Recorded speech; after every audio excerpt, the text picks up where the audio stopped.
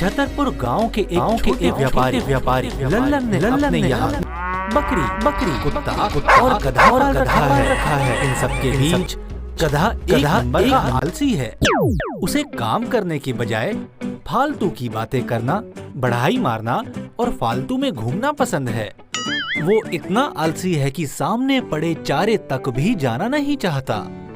बकरी से कहता है, बकरी बहन, जरा चारा यहाँ खिसका दो ना, अब कौन उठे। ओफो गधे भैया, आप इतने आलसी क्यों हैं? इतना आलसी है, फिर भी हम में से सबसे ज्यादा काम इसे ही करना पड़ता है।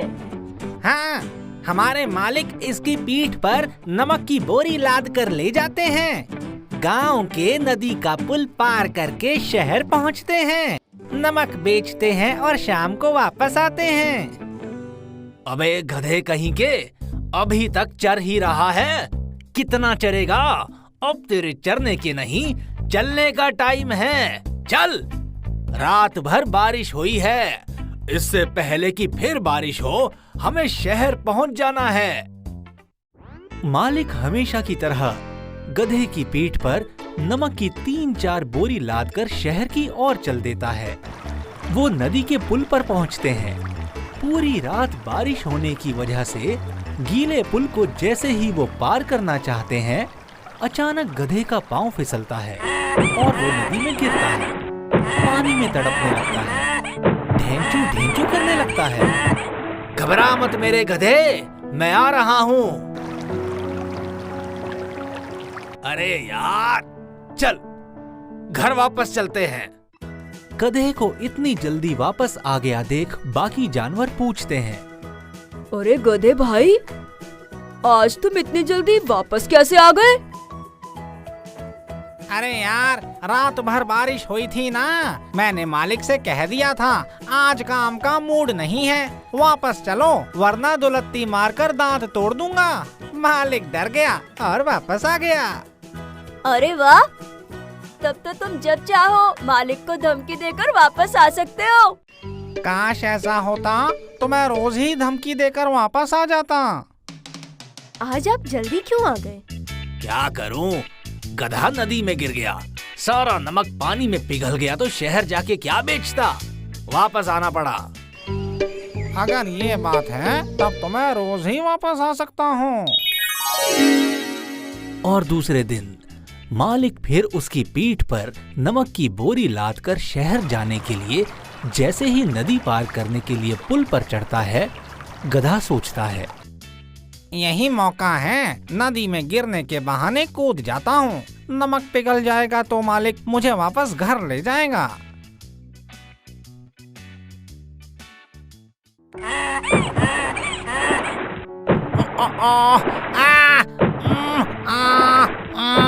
घबरा मत मेरे गधे, मैं आ रहा हूँ। अरे यार, आज फिर घर वापस जाना पड़ेगा। घर आने पर बरामदे में फिर सारे जानवर पूछते हैं तो कल की तरह वो फिर बड़ाई मारता है। वही यार, आज फिर मूड नहीं हुआ। मैंने मालिक को दुलत्ती मारकर दांत तोड़ने की धमकी दी, बस वो मुझे वापस लेकर आ गया। अब तो मालिक मेरे कहने में चलता है। कल से मैं रोज उसे आधे रास्ते में ले जाकर धमकी दूंगा और वापस आ जाया करूंगा। वाह यार, तुम्हारे तो मजे हैं। और सचमुच गधे के मजे हो जाते हैं। उसे ये बढ़िया आइडिया मिल गया था। वो रोज नदी के पुल पर जाते ही पैर फिसलने के बहाने नदी में गिरता तो उसके ऊपर रखा नमक पिघल जाता। मालिक नदी में कूदकर उसे बचाता और वापस घर लौटाता। एक दिन घर आकर मालिक देखता है कि गाय, बकरी, कुत्ता गधे की सेवा में लगे हैं।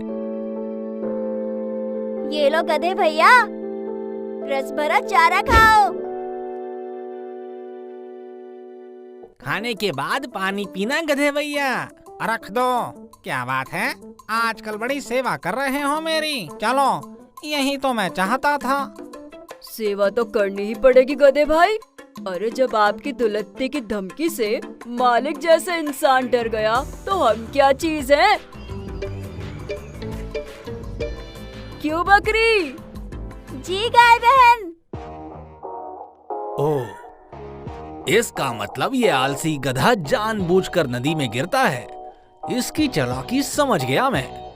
काम ना करना पड़े इसलिए नदी में गिरकर नमक पिघला देता है और मुझे वापस आना पड़ता है। ठीक है बे गधे, कल तुझे मजा चखाता हूँ। और दूसरे दिन मालिक बड़ी ही चालाकी से नमक के बजाय चूने की बोरी उसके ऊपर लाद देता है। पुल पर पहुंचते ही जैसे ही गिरने के बहाने गधा नदी में कूदता है, बोरी पानी में भीगते ही दूसरे दिन भी जब गधा फिसलने के बहाने नदी में कूदता है तो आज उसकी पीठ कुछ ज्यादा ही जलती है। वो दर्द से चीखता है।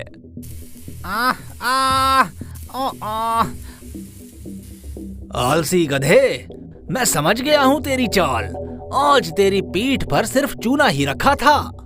गधा दर्द से चीखता हुआ बाहर आता है। उसके किनारे आते ही मालिक आकर उसे कान से पकड़ता है। कब तक वापस घर जाएंगे? बारिश तो 4 महीने रहेगी। 4 महीने तक फिसलता रहेगा तो मेरा धंधा ही चौपट हो जाएगा। चल, आज शहर जाकर ही आते हैं। और उस दिन मालिक पूरे दिन गधे को शहर में घुमा घुमा कर इतने दिनों के आराम का बदला ले लेता है। गधा भी सोचता है, बाप रे, अगर आज थोड़ी देर और आलस करके पानी में रहता तो मैं मर ही जाता।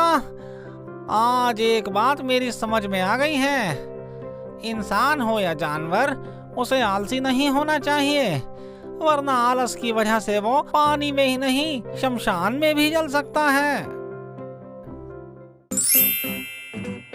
एक दिन जंगल में शिकार खेलने आई टीम के साथ आए कुत्ते से शेर की मुलाकात हो जाती है। कुत्ते के ठाट बाट देखकर शेर पूछता है तो वो बताता है, मैं तो इंसानों के बीच बड़े ऐश से रहता हूँ। टाइम से खाना, टाइम से पीना, टाइम से घूमने जाना, टाइम से मेरी दवा दारू सब होती है। किसी भी चीज के लिए मेहनत नहीं करनी पड़ती। यार, मुझे भी ऐसी जिंदगी चाहिए। इसके लिए तुम्हें पालतू बनना पड़ेगा। पालतू? वो क्या होता है? किसी भी इंसान के घर में रहने को पालतू कहते हैं।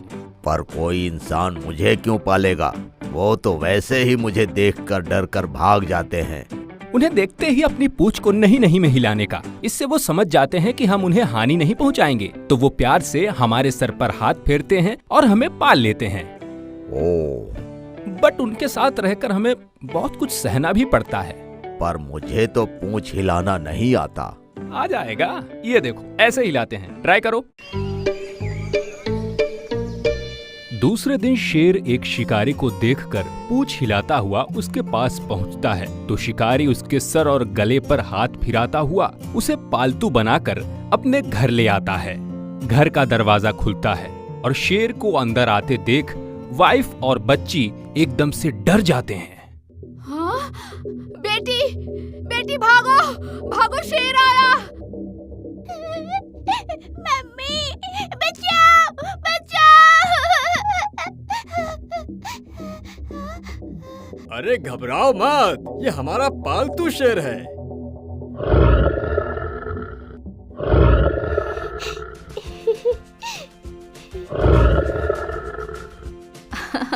अरे हाँ, ये तो हमारा दोस्त बन गया। अरे वाह मम्मी, अब मैं भी अपनी पूरी सोसाइटी में शेर को लेकर घूमूंगी। अपनी क्लास में भी सभी को शेर दिखाऊंगी।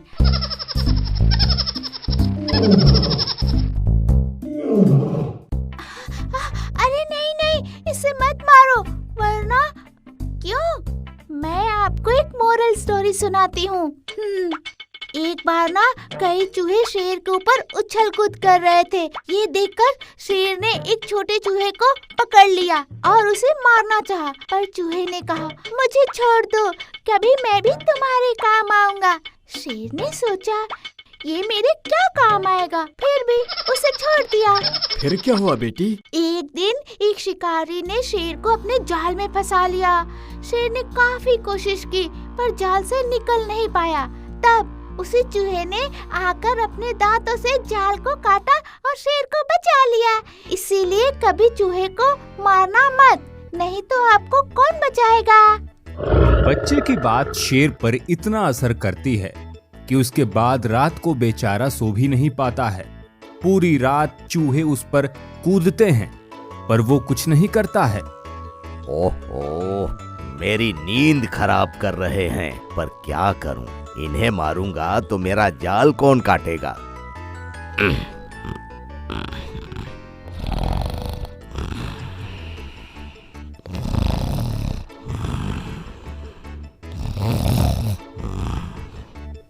दूसरे दिन बच्ची अपनी मम्मी के साथ शेर को भी कुत्ते की तरह घुमाने निकलती है तो गली के कुत्ते उसे देखकर भौंकते हैं।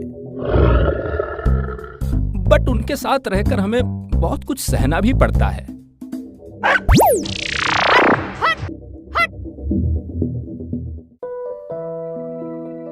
मम्मी, शेर को खून निकल रहा है। कोई बात नहीं, घर चलकर दवा लगा देंगे। और घर लाकर शिकारी उसके जख्म पर दवा लगाता है तो शेर सिसकारी भरता है। शिकारी उस पर पट्टी कर देता है। चलो हम लोग खाना खा ले। कुछ ही देर में वाइफ वापस आती है और चादर में लाल दवा लगी देख चिल्लाती है, अरे ये क्या, चादर खराब कर दी। इस शेर से तो कुत्ता अच्छा है, कम से कम समझदारी से तो रहता है। क्यों बे, तेरी समझ में नहीं आया? अरे बेटे का तो दवा कहीं लग सकती है, हैं? संभल के नहीं बैठ सकते हो? हाँ? मम्मी, पापा, इतना चिकन नहीं खाऊंगी मैं। झूठा है, क्या करूं? फेंक दूं? अरे फेंकना क्यों, शेर के सामने डाल दे, खा लेगा। जंगल की हरियाली बहुत दिनों बाद देखते ही वो खुशी से चिल्लाता है। उसकी दहाड़ पूरे जंगल में गूंज उठती है। शेर की दहाड़ सुनते ही जंगल के जानवरों में अफरा तफरी मच जाती है। सारे जानवर घबराते भागते हुए एक दूसरे के पास इकट्ठा होते हुए कहते हैं, अरे बाप रे, लगता है शेर आज वापस आ गया।